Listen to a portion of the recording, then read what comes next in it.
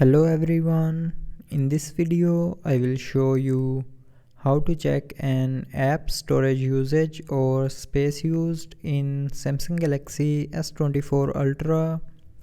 So before starting the video, don't forget to subscribe the channel and also press the bell icon. So first of all, open settings. Now in settings, scroll down and here click on apps. Now in apps, open the app in which you want to check the storage.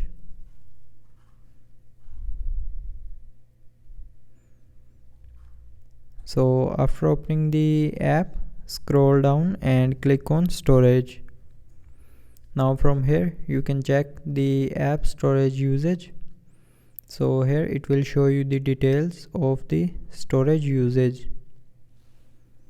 So that's how you can check an app storage usage in Samsung Galaxy S24 Ultra. So I hope you liked the video. Thanks for watching.